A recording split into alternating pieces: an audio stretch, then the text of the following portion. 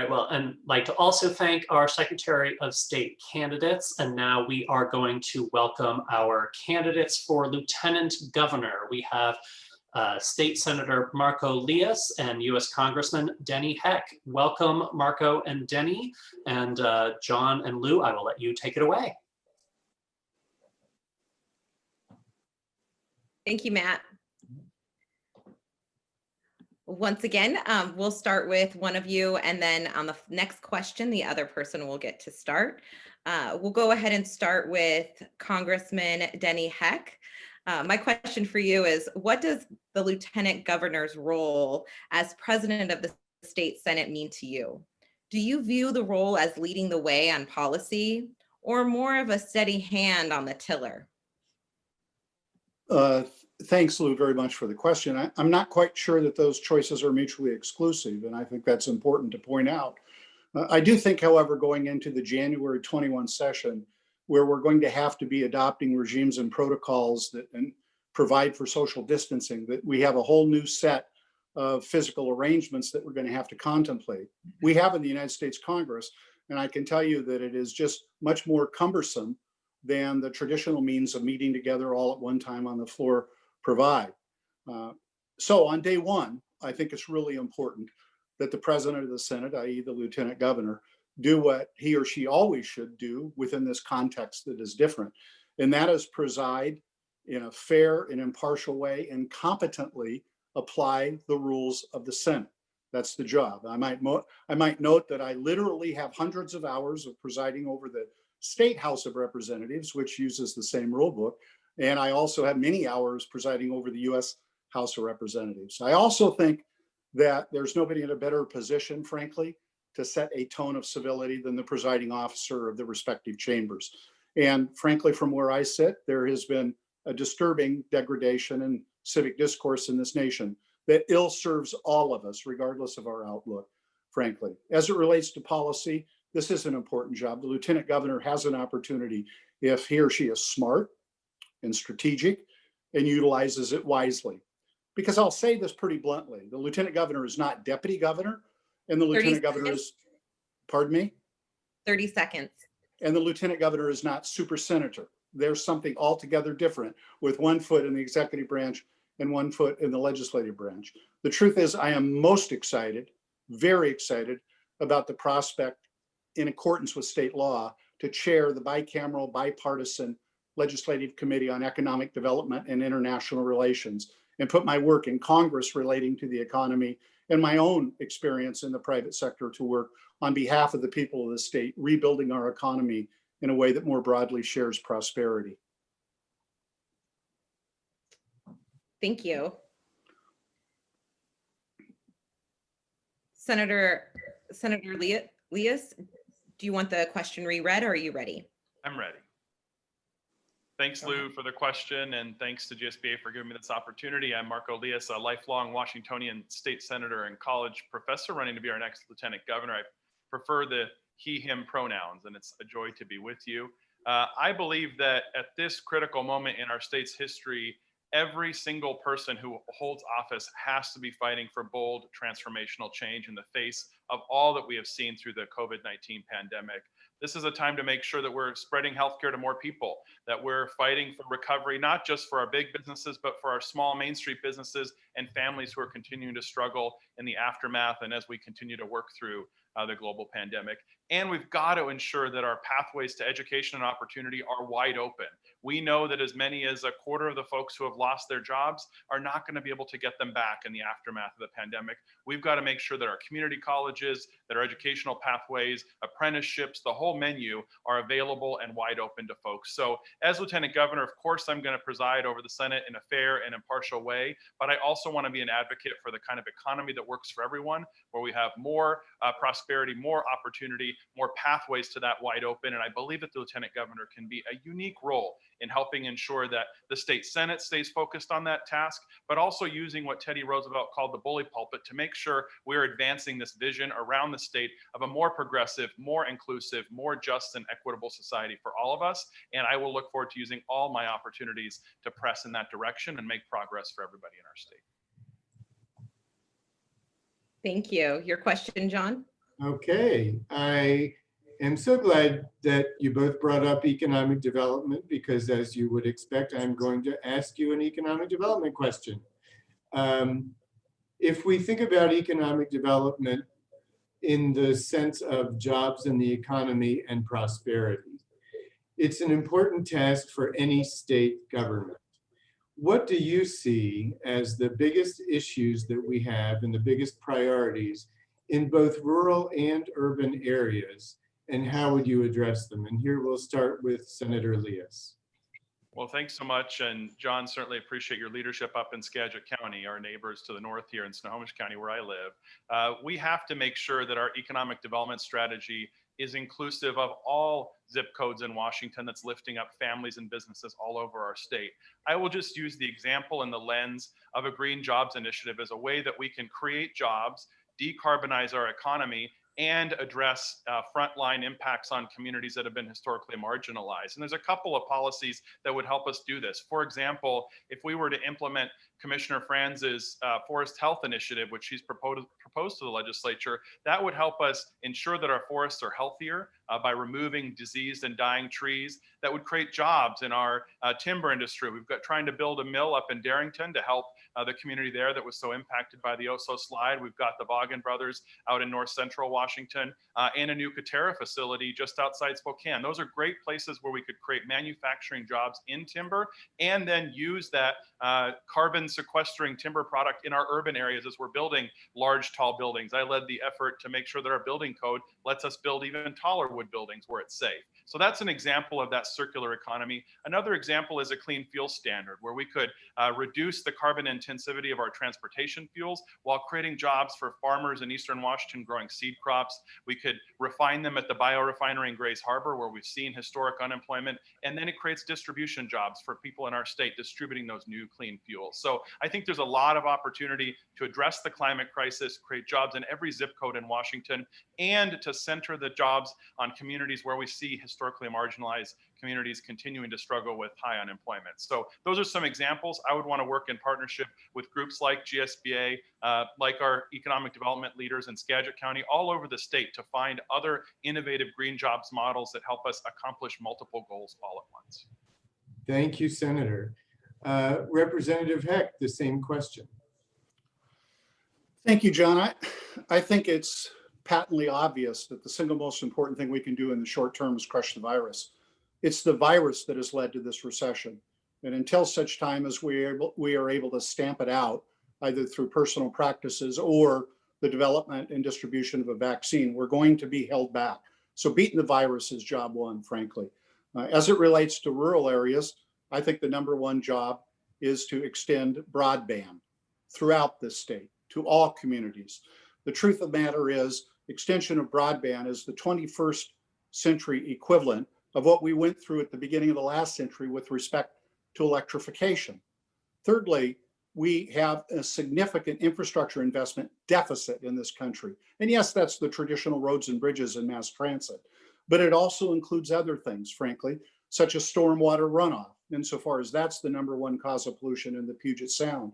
It includes housing, because housing is infrastructure. It includes investments in renewable energy kinds of activities, like charging stations throughout the state. And it also includes investment in the opportunity infrastructure of helping people to skill up. That 1 in 4 people who aren't going to get their jobs back need to have access to certification and training and a community or technical college education. Lastly, I think the state has to be more sensitive, always more sensitive, as it relates to the time impacts that its requirements impose upon small businesses, especially.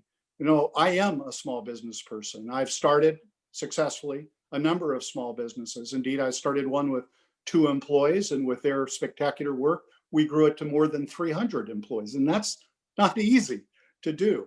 And we've had businesses throughout the state. I have business in Spokane, and I have had businesses in Olympia and in Seattle.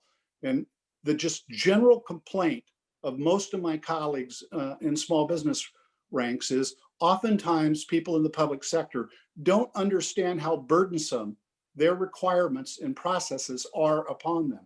So that would be also something that I would seek to advance and put a spotlight on. Thank you, Representative Heck. Lou? Thank you. Representative Heck, you'll be able to answer this question first.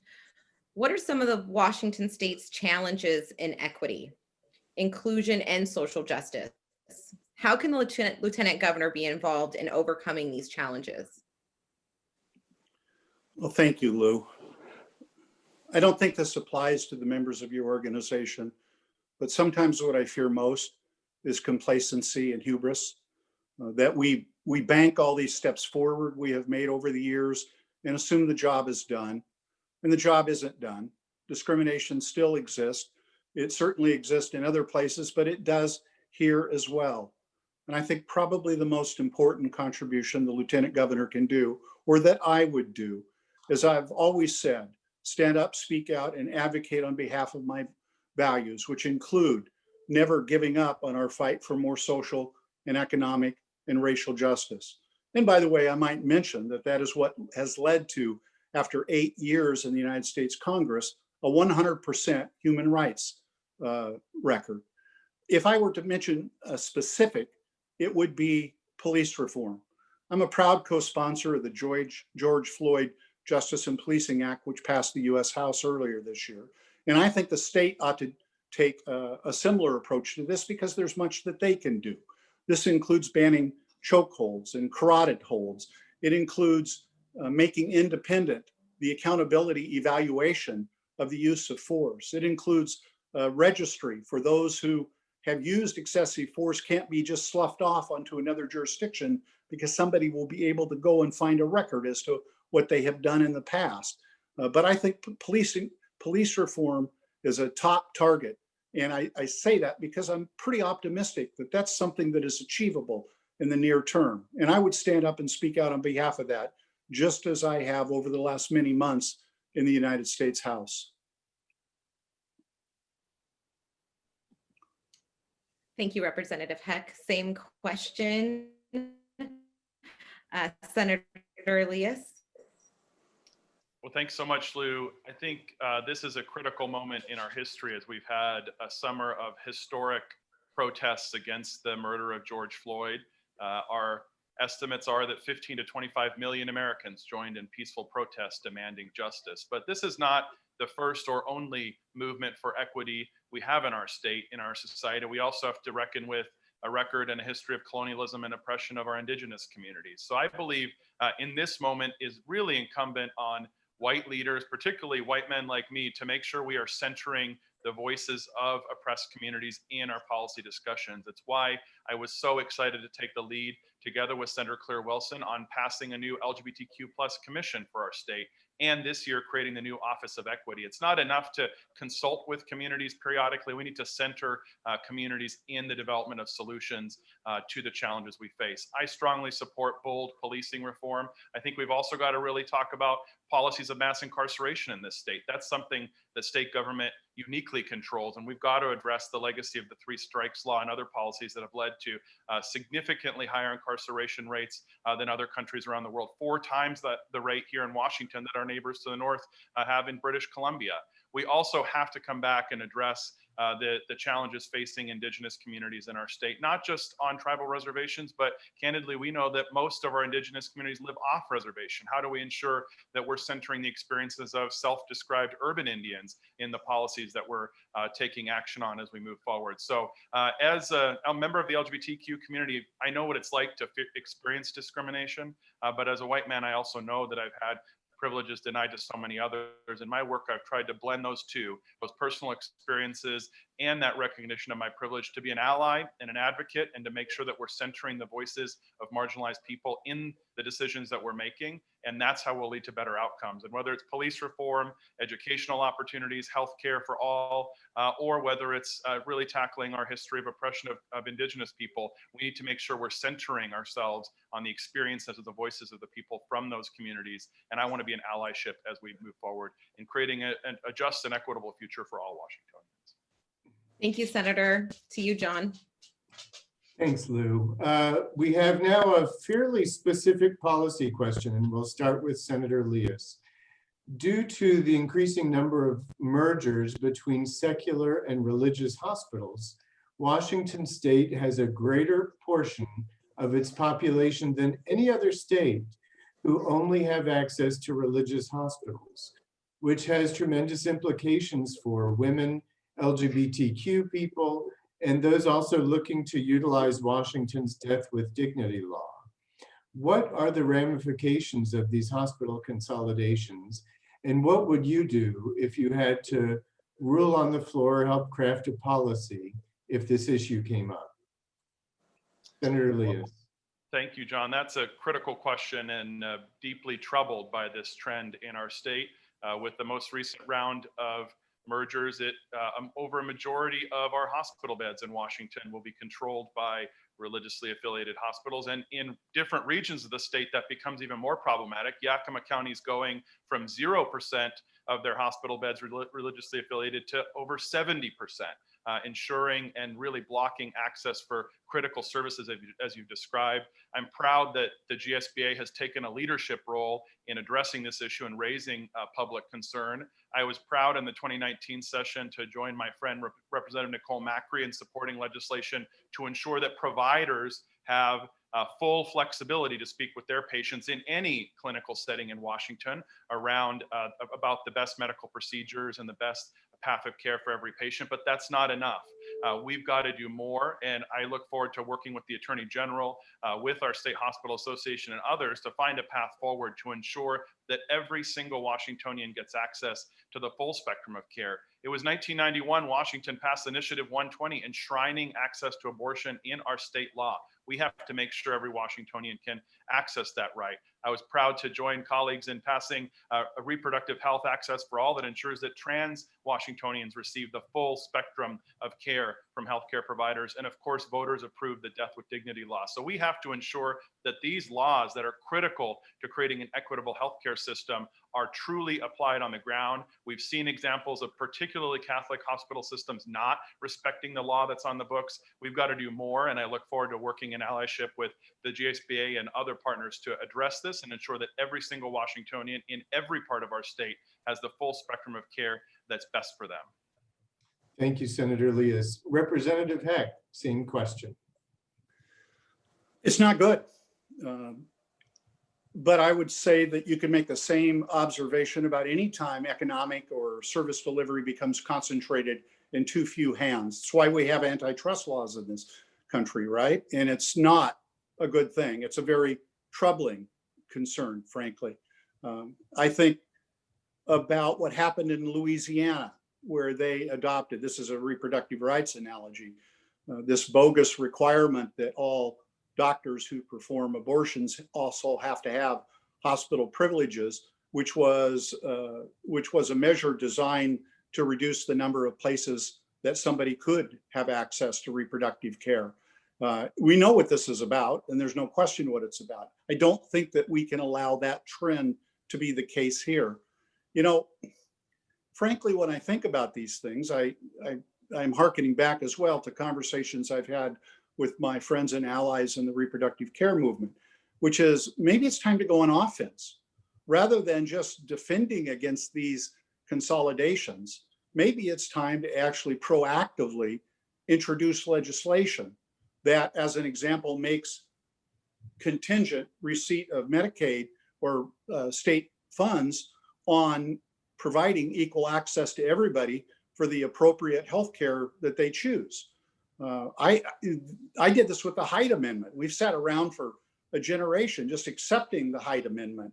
And I raised that issue, and we have introduced legislation to repeal the Hyde Amendment. Go on offense would be something that I think that we ought to consider. And of course, when you ask the question about how I would rule on the floor, I presume what you mean by that is break a tie. Rulings relate to an application, a faithful application of the rules. The rare instance where a lieutenant governor has the opportunity, privilege, and responsibility to break ties is when they actually vote on substantive legislation outside their role as chair of the Senate Rules Committee and scheduling things for the floor. And in that regard, I would vote my values. I hope those values have become apparent in our brief conversation thus far. By the way, I might add that we're at time. Sorry, Representative Beck. I had a really important point to add. Maybe with Matt's permission, we can get back to that in just a bit. We have one more question though, Lou. Thank you. Representative Heck, perhaps the most important role of Lieutenant Governor is to succeed to the governor's office in the event of a vacancy. Should you become governor, how are you prepared to lead Washington, and what would your leading priorities be? Well, thank you, Lou. In all modesty, there's never been anybody that's run for lieutenant governor is more prepared to be governor than I am. And the reason for that is the depth and breadth of my experience. Yes, I served 5 terms in the State House, including as majority leader. Importantly, however, I was chief of staff to Governor Booth Gardner, and that meant I was the chief operating officer of all of state government. I then was the co-founder and longtime first CEO of TVW, your very favorite statewide public affairs network. I then entered the private sector, to which I've already alluded, and then of course served 4 terms in the United States House of Representatives. I'm ready to do that job. I'm ready to embrace that responsibility. And here's the deal. Day one, you bring your people in and you get a risk assessment. Where are our vulnerabilities? You also then get a budget review, because the budget is our values, and we're going to have a tough budget session, and that has to happen on day one. And thirdly, of course, will be a personnel review of the people, because they will not, you will inherit them if that's the case. As it relates to the policy priorities, we have the triple crises we're confronting in January. They are upon us. We must deal with them: the pandemic, economic recession, and the budget shortfall. But above and beyond that, I argue strongly that it's far past time for us to take action on climate change. Our state is burning up, our planet's burning up. No more talk, time for action. And secondly, as I alluded to earlier, it is time to move the needle on the issues of social and economic and racial justice. We have a window of opportunity to do that. We will be guilty of political malfeasance if we do not seize the day and to take action along the lines of police reform, but also many other areas, because this issue is systemic. It's access to healthcare and education and jobs and housing. And we have an opportunity to do something about it this year, and we ought to seize it. Thank you. Same question. Senator Liias. Thanks so much, Lou. I think the job I'm running for is to be lieutenant governor, so that's what I'm most excited to take on. But clearly, it requires one to be ready to step up if that takes place. I think it would be a momentous occasion for Washington State. We would have our first openly LGBTQ governor, and I would be only the 4th LGBTQ governor in the history of this country. So I think from a representation perspective, it would be a tremendous milestone for communities all around our state. And while I deeply respect Congressman Heck's experience, I won't have the audacity to suggest that his lived experiences is better than mine, or vice versa. I think we've all been in circumstances where people have told us we weren't qualified for a job that we knew we could do. I've served in the legislature for 12 years, have served on all the major policy committees, have been in the leadership of the Senate and taken on big issues. Also with that responsibility, schedule the governor's cabinet for their confirmation votes. So I know Governor Inslee's team well, have worked closely with them on important issues. So I know that I could step in and ensure that our state is focused on the COVID recovery, that we're helping lift up small businesses and families that continue to struggle. I would focus on trying to expand healthcare as quickly as possible. We've learned in this pandemic that the connection between healthcare and employment is not a great one when you've got mass unemployment. We've got to make sure that everybody in our state has access to healthcare. We've got to make it universal. And I would focus in, as I did on the question around economic development, on how do we reduce our carbon emissions, decarbonize our economy, and create jobs in every zip code across Washington, creating opportunity, particularly for communities that have been left out. So I think that my resume, and I think that my experience, and I think what I bring from a representation perspective are just as valid as any other person that's seeking this office. And I would step up and do the best job I could for every person in our state. It's what led me to run for lieutenant governors, because I think I have something to contribute to that role. Look forward to doing it. And I think no matter what role we're asked to play, we've got to bring our best selves and our best experiences to that. And I would do that to this task as well. We have been granted a little bit of extra time, and Representative Heck, I know you had a hanging point that you wanted to add on? And we will also give Senator Liias the opportunity for another, will a minute do, 2 minutes? I don't even need that. Okay, have at it, please. Thank you, sir, very much. I just wanted to add in the conversation about hospital mergers and access to services, because you specifically referred to death with dignity.